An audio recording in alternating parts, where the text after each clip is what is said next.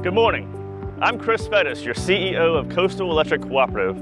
Welcome to our 2024 annual meeting. We're about to take a look back at the past year at some of the significant developments in our community. And as we reflect on some of these achievements in 2023, you'll notice that there were many projects that focused on technology and education. So follow me and we'll get started in Bryan County.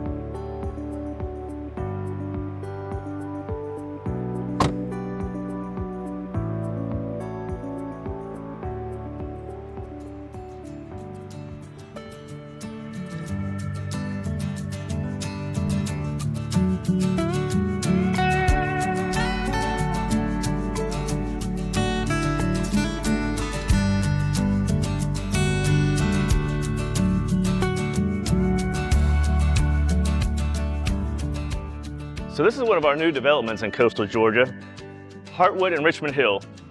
This place is being developed by Radiant Homes, and Radiant has master planned over 7,000 acres. And it's not often that you get one developer with 7,000 acres to master plan and implement their vision for this community. So behind me is Outfitters Park, which offers great dining and recreational amenities for the neighbors that live here. And off in the distance, you can see the beginnings of the development and the new homes and home construction. It's very busy, a lot of activity here. Infrastructure is being put in. And because of the timing of this development and our vision to bring fiber to the home of all of our members, these homes will be fiber ready. So when they move in, there won't have to be any construction or digging in their yard. If they want coastal fiber and gigabit speed broadband, they'll have it on day one. Earlier today, we met with Paige Glazier of Radiant Homes, and she's going to tell us more about this premier development. It's a lifestyle. You know, people come here that like the outdoors, that don't like the outdoors, that have children that maybe don't have children. Between Del Webb and some of our starter entry level homes, we're just trying to fit every single type of individual, type of family, give them access to the lifestyle that we're trying to create. It's so much more than just coming into a neighborhood and living. There's a lifestyle coordinator that works on events and things for people to come together and to mingle and to, be a part of a real community. A lot of intentional, thoughtful planning went into building not just a neighborhood, but a community at large. So you have jobs, you have schools within walking distance, you have healthcare within walking distance. You can golf cart to dinner, to a green space for your kids to go run and play, even to work down at the Belfast Commerce Park. Lots of industry. The rooftops are what we all think about when we think development, but really it's more than that. You've got the other pieces that go into it to make it successful and to have an economic driver. The population of South Bryan County is exploding. Drawn by the excellent school system and waterfront properties and supported by advanced manufacturing, logistics, and service industry jobs, residential developers are constantly breaking ground for new homes and neighborhoods. At Coastal Electric, we must be proactive and not reactive. We have to be in the new industrial parks, multifamily housing, and home sites first, with an infrastructure and power supply capacity to support whatever might be constructed in the area. All of this requires careful planning. We are continually looking ahead 10 years and beyond, so that when development comes to this area, people don't have to ask, will there be enough electricity to support the anticipated projects? So when a developer comes into a project, one of the first things that you assess is, where are the available utilities? I will tell you that when it comes to electricity, we are so blessed to have Coastal Electric in our community. We don't have to think about that. We know that, we're going to be taken care of. Radiant Places and Properties really strives on creating something that's completely different from the ordinary development. We actually formed a strategic health alliance with St. Joseph's Candler, and as part of that, we've created an initiative together called the Be Health Healthy Living Program. And with Be Health, we have a health navigator on site all the time. So critical healthcare facilities like St. Joseph Medical Center demand a high degree of reliability and redundancy. In locations like this, inside Heartwood and Belfast Commerce Center, we have multiple power sources and automatic transfers to alternate feeds so we can keep the power on. Just as Coastal Electric must have the infrastructure in place to serve a booming population, our schools must also look far ahead to ensure adequate classroom space for our children. It's a great place to work, to live, and play. Bryan County as a whole, being the fastest growing county in the state of Georgia and the 6th fastest in the nation. You know, we hire great people. We got great community. We got great parents. We got great kids, and we got great staff. We got a great board of education right now that has won many awards for their performance, being an exemplary board for years and years. And you put all that together, you got a recipe for success. It is a beautiful high school, the Richmond Hill High School replacement. It is right down the street. It probably, from design, is one of the largest high schools ever built in the Southeast. It's going to be pushing about 540,000 square feet. It can handle 3,500 plus students. State-of-the-art facilities with a 7,000 to 10,000 seat stadium, a 2,200 seat arena, and I could go on. And we're lucky enough to partner with Coastal on that. They're our service provider, and we're excited about that. We've had a long-standing relationship with Coastal, and they have been a phenomenal partner. They're always at the table with us anytime we go to them and either ask for assistance or we talk about our growth plans and our needs. Coastal's been remarkable to work with. Just like streets and roadways, safe underground electric lines need to be installed first in a growing development. So we have to make the investment in infrastructure first, before the growth. So this is Belfast Substation. We are making that investment in capacity in anticipation of growth that's coming to the Belfast Commerce and Heartwood subdivision areas. But this substation will also be interconnected with surrounding substations. As we know, and everyone knows about the Hyundai Meta plant out on I-16 in North Bryan County. With that Hyundai Meta plant came a variety of Tier 1 suppliers, and those Tier 1 suppliers are locating all throughout the surrounding area. 2 of those Tier 1 suppliers have located in our community. And we're approaching Sohan Automotive, which is one of Coastal Electric's new members. It's these type of investments that bring jobs and more opportunities for today's members and tomorrow's members.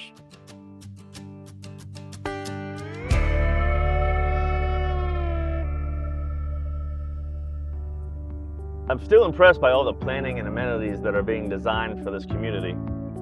All these homes and apartments are being designed fiber ready. So when a new resident moves in, all they have to do is call Coastal Fiber and broadband service will be available without having to dig up the yard. The cable is already installed. Putting together a master plan community is a lot like a jigsaw puzzle. There are so many things that go into the success and to making it home for someone. And in these days, high-speed internet is an absolute necessity. So as Coastal Fiber expands their footprint and coming into Bryan County, Heartwood is the first place in which they have laid the grounds for that new upgrade. And every house here will be wired and ready with fiber, regardless of if the resident decides to use their internet or not. You guys are one of the best kind of providers that we work with from all the vendors that we do work with. So when we heard y'all bringing fiber to the area, we said, hey, let's talk and see what we can do. Access to the internet, high-speed internet is like fiber, is essential for the world that we live in today.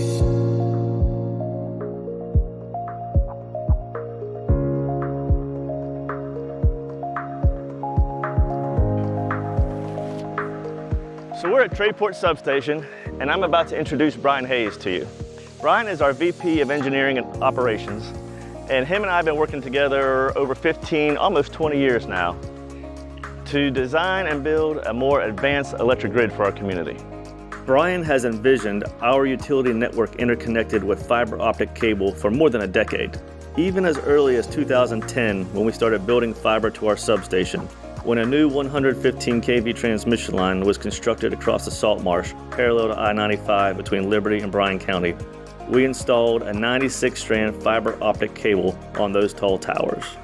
This became the beginning of our connectivity backbone to a major internet hub in Atlanta. So from our customers' point of view, Coastal Electric has positioned itself to bring broadband to unserved and underserved areas around our service territory. But we have an even higher business purpose. We're building a smart grid and network where every electric meter in each of our substations and downline devices will be interconnected with fiber for control and automation. We're building a self-healing network where downline switches communicate with each other to facilitate fast automatic restoration of power. And we can also use that same fiber to offer lightning-fast broadband speeds to our members who want that service from their electric cooperative. Brian Hayes is currently working at a fiber facility at our Tradeport substation. Let's throw it over to him so he can give us some insight into how the stations work and the untapped capabilities of fiber. All of the fiber comes into this fiber hut at our substation. The hut is like an electric substation where all the fiber is going down line to your homes, and it all comes back here, goes into these electronics, and then is sent off and goes out to the internet and provides your broadband service. The same fiber is being used to provide system improvements to our electric system by doing automatic system restoration. These reclosers and relays are connected with fiber, and there's several of these down our lines that eventually tie to another substation. We use the fiber for them to communicate with each other so they can find the fault, isolate it, and then restore power to as many people as possible. We're using our fiber to communicate to our downline devices to provide a self-healing network. When one substation has a circuit and another station has a second circuit and they have a common tie point, we're able to communicate to all of these reclosers, so if a fault occurs in any one section, they'll tell the other devices, they'll automatically isolate the fault and then restore power to as many sections as it can automatically. This can only be done with the speed and reliability of fiber. So the automatic system restoration is only possible with the use of fiber optics. You need the high-speed, secure communications in order for things to automatically reconfigure. The manual process to do that would take anywhere from 30 minutes or longer. We're trying to automate it within seconds.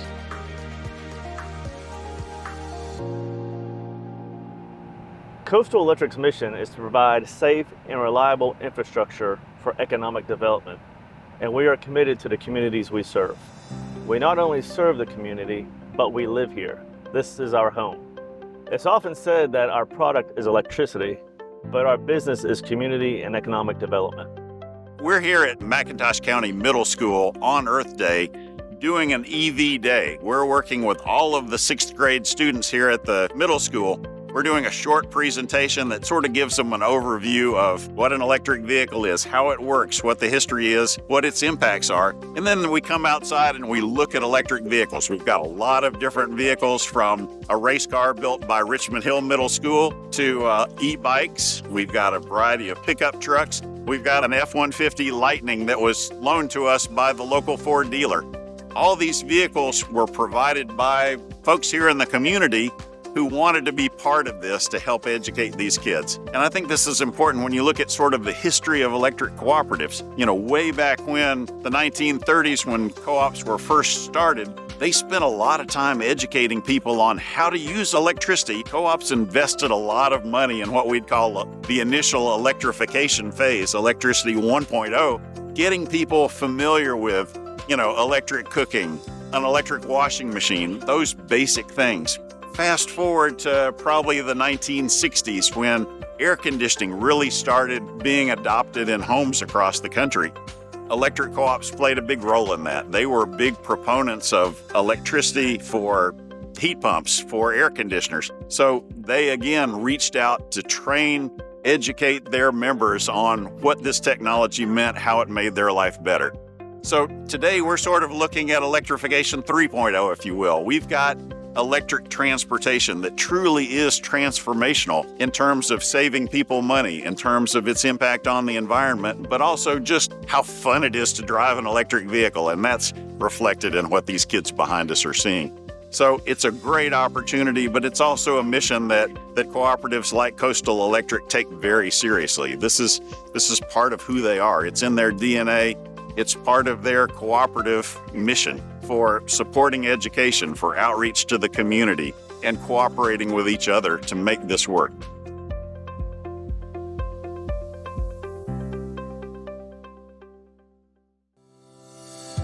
As an electric cooperative, you always hear about Coastal Electric's dedication to our community. Part of that dedication is strengthened by the efforts of our foundation. The foundation focuses on community needs as related to food, health, shelter, safety, and education. With the majority of their quest centered on the education of our students, the priority of the foundation has been focused on technology programs that will enhance education opportunities as an investment in our future. As the foundation coordinator for Coastal Electric Foundation, I am extremely excited to be able to participate in the Bright Ideas endeavor that we have every year. The Bright Ideas grant funds that are provided to these schools and to these teachers, it is overwhelming. They are overwhelmed with joy. They are overwhelmed with thankfulness. None of this is possible without our members and their Roundup dollars. Operation Roundup is a voluntary program that Coastal Electric members can participate in which their electric bill is rounded up to the nearest whole dollar. Those funds are collectively used to fund grant applications such as the McIntosh County Skills USA or other endeavors that have to do with food, health, safety, shelter, or education. Skills USA is a career and technical student organization that focuses on building better leaders and workers in our American society.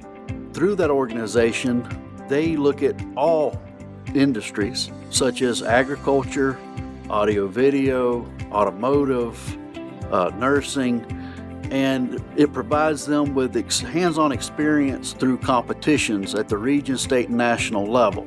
And it's a wonderful opportunity that all of the electrical co-ops do in Georgia and across the nation, and particularly in our rural areas like Coastal Electric does for Bryan, Liberty, and McIntosh counties. I learned about Skills USA as a freshman in high school. One day, Coach Rob asked if we would be interested in competing in Skills USA. We did not know what Skills USA was at the time. It was a pretty new program. Little did I know that it would turn out to be one of the best things I did for myself in high school. And I still use the skills that I learned from extemporaneous speaking and job interviews that I competed in Skills back then. Now I am the executive assistant to the CEO and the foundation coordinator at Coastal Electric, and I use those skills every single day. As the foundation coordinator, I received a grant application from the new Mr. Rob, and that is the Skills USA coach. They needed money to be able to go to the state competition in Atlanta, Georgia. Thankfully, our board approved it, and we were glad to take the small change from your Roundup dollars and apply that to these students and really make a difference in their lives. As you can see, Operation Roundup is very useful and essential to organizations like Skills USA. However, it's not the only organization we've had the pleasure of helping. Others include the Washington Youth Tour and the Boys and Girls Club. Boys and Girls Club and Coastal are a partnership now. We're watching our area grow by leaps and bounds. $20,000 ain't chicken feed. Coastal has funded our robotics and STEMs program, which is very, very crucial when you start looking at the way things are going in the future as far as jobs and occupations. And we're preparing the future workforce now. It's projected that by 25, we'll be 1,500 workers short in our region. So we've got to start now to eradicate that problem. Our kids now know how to do some basic programming. Coastal has a long reputation of being a good corporate citizen and giving back to the citizenry. The impact they're having on these young people's lives, you really can't calculate it in dollars and cents. It makes a huge difference in what the future holds for them. Coastal, way to go. Thank you again.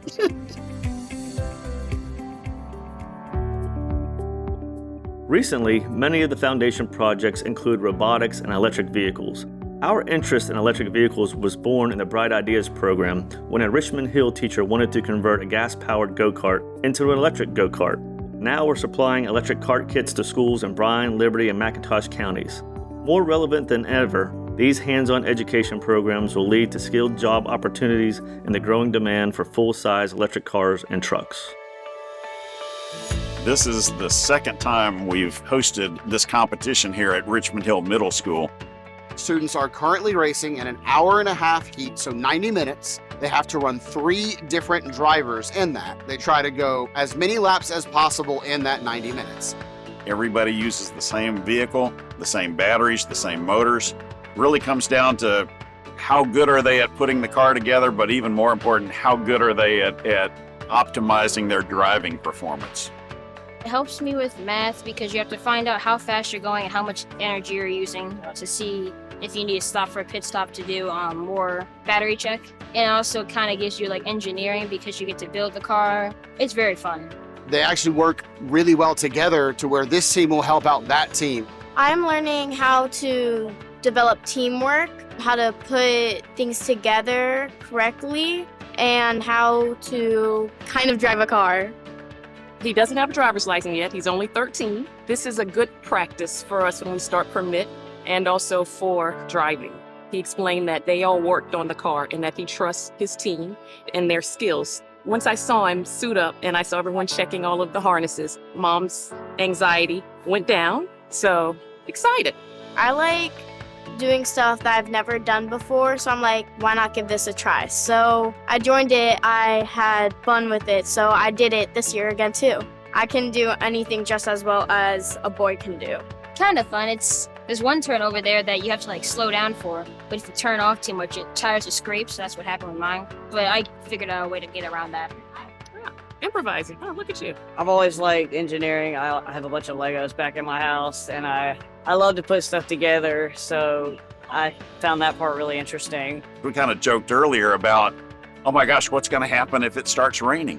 Well, electric vehicles work in the rain. A lot of sports play in the rain. Football, soccer, baseball, we do that too. If it's just rain, it's just water, and we'll get wet. You can actually wash your electric vehicle. It doesn't stop working.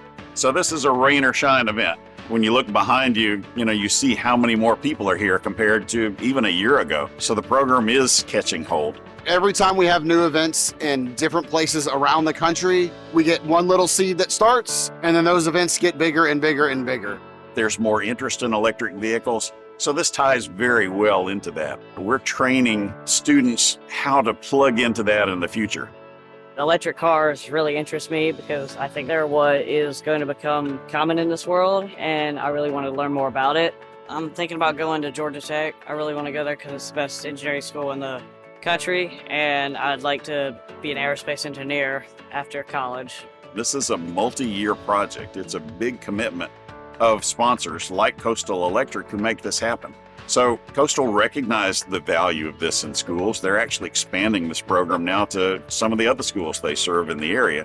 There are a lot of organizations in like Coastal Electric that does not do this. And I think it's important that community members see that organizations and companies like yours are putting the money back into the community. And especially for our younger generation, it's super helpful. And it encourages them to see that there are other things that they can do because of organizations like Coastal. Thank you, Coastal Electric, for making this very fun and enthusiastic for all of us. I just want to tell them thank you.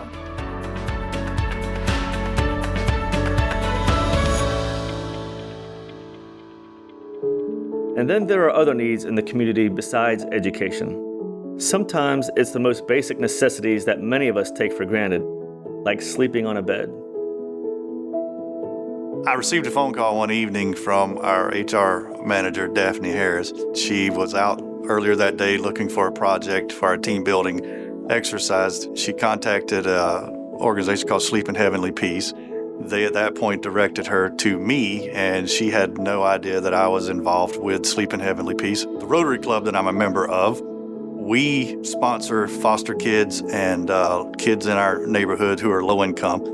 And we received a Christmas wish list that year for a bed. So if a child in our community wanted a bed, our Rotary Club found Sleep in Heavenly Peace and started a local chapter here in Hinesville.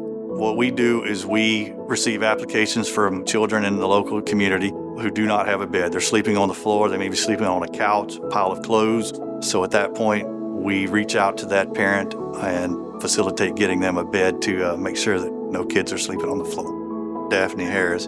After a couple of minutes of both of us, laughing about that, she expressed a need and a want for having our employees be a part of this project. We sat down and figured out, how many beds that our employees wanted to build. We had to order all the lumber from Lowe's. We had to bring in all the saws, the sanders, the tables. Once that day arrived, it was all hands on deck. We had about 35 employees. After about 2.5 hours, we had roughly, I think it was 12 beds that day that were ready for delivery in our local area.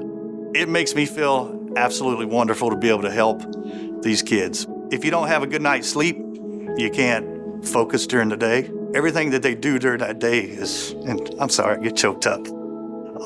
Knowing that my coworkers, the people that I spend the majority of my time with every day, wanted to come together and participate in this project, it brought a sense of joy and pride to me as working at Coastal Electric, because one of the things that you hear all the time, and you hear it at other places, is, when you work somewhere, you're family. Well, at Coastal Electric, you truly are family. As you just heard from Terry, that was such a great project. Not just a team building project, but an example of Coastal Electric's commitment to community, to each other, and to the children. That's part of the culture here at Coastal Electric, to serve those in need. And here we are, another successful year for our community, and another reason to come listen to the annual meeting of Coastal Electric. If you registered, you might be the lucky winner of our $1,000 giveaway. Come with me.